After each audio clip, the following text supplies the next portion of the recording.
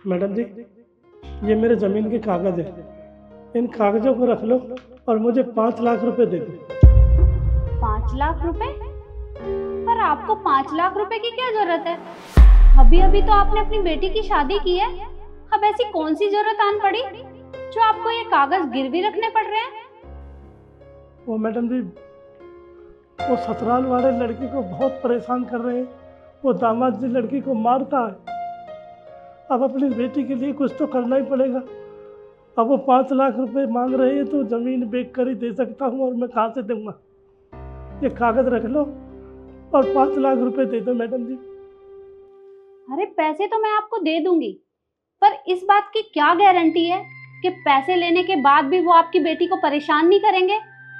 कोई गारंटी है इस बात की? हाँ, कहे तो आप सही रहे हो, पर एक बाप कर भी क्या सकता है। बाप तो अपनी बेटी की खुशी चाहता है ना।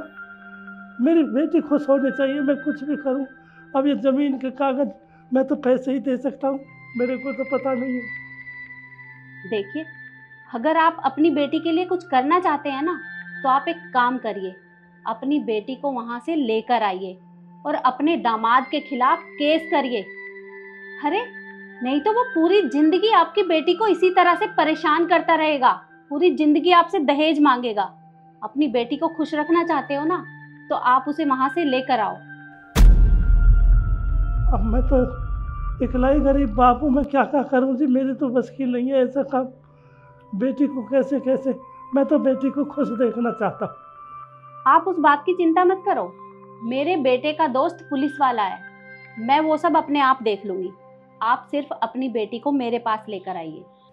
हाँ हाँ, ये ठीक है। मैं आज ही जाता हूँ मैम साहब, और बेटी को लेकर आता हूँ। ठीक है। ठीक है, चलता हूँ।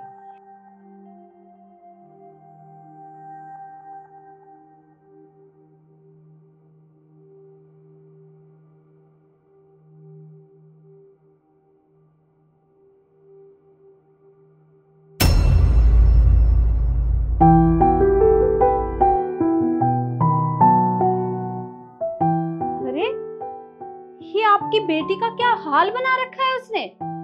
अभी तो इसकी शादी को 2 महीने भी नहीं हुए और उसने इसकी ये हालत कर दी।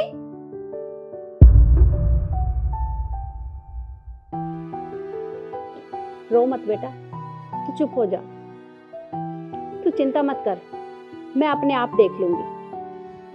तू अंदर आ बेटा, आइए, आप अंदर आइए।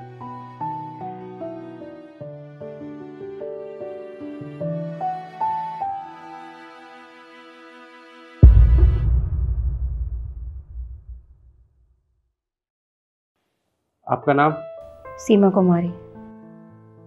आपकी एज? 24 साल। वैसे तो आंटी जी मुझे सब कुछ बता दिया है, लेकिन आप बताइए आपका पति आपके साथ क्या करता है?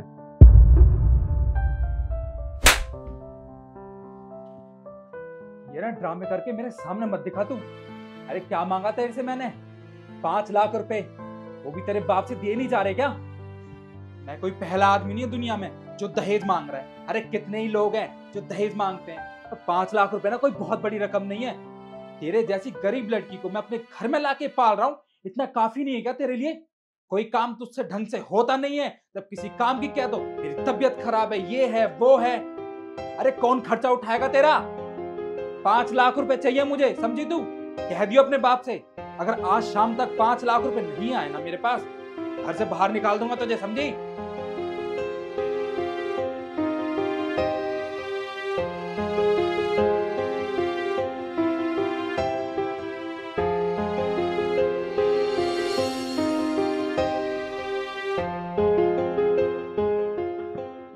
मैंने रिपोर्ट लिख ली है और आज से ही आपके पति के खिलाफ कार्रवाई शुरू कर दी जाएगी। आपने बहुत अच्छा किया है अपने पति के खिलाफ कंप्लेंट कराकर, क्योंकि बहुत सी लड़कियां होती हैं जो चुप रहती है और पूरी ज़िंदगी ऐसे ही निकाल देती है। आपने बहुत अच्छा किया है आवाज़ उठाकर। आपके पति को अब पता चलेगा कि दहेज मांगने की क्या सज़ा होती है। आपको इंसाफ तो मिलकर रहेगा। चलता हूँ आंटी जी। ठीक है बेटा। नीम साहब, आपका बहुत बहुत शुक्रिया। आपने मेरे लिए इतना कुछ किया। अगर आज आप नहीं होते तो मेरे साथ पता नहीं क्या होता। अरे बेटा, इसमें शुक्रिया की क्या बात है? अरे तू बिल्कुल मेरी बेटी के जैसी है। तो देख, तू चिंता मत कर, सब ठीक हो जाएगा। पर बेटा, एक बात कहूँ तुझसे, अक्सर माँ बाप अपनी बेटी की शादी अपने से बड़े और अच्छे घर में करते हैं। उनको लगता है कि उनकी बेटी उस घर में खुश रहेगी, पर ऐसा नहीं होता। हर कोई एक जैसा नहीं होता। उनकी बेटी पूरी जिंदगी उस घर में दुखी रहती है, क्योंकि माँ बाप बड़ा घर और उसकी प्रॉपर्टी देखते हैं, वो लड़के को नहीं देखते। अगर माँ बाप लड़के को देखकर शादी करें कि वो लड़का कैसा है, उनकी बेटी को खुश रखेगा या नहीं रखेगा, तो ऐसा नहीं होगा। क्योंकि अगर माँ बाप लड़के को देख के शादी करें ना, तो उनकी बेटी गरीब के घर में भी खुश रह सकती है। पर सब कुछ ठीक हो जाएगा, तू चिंता मत कर।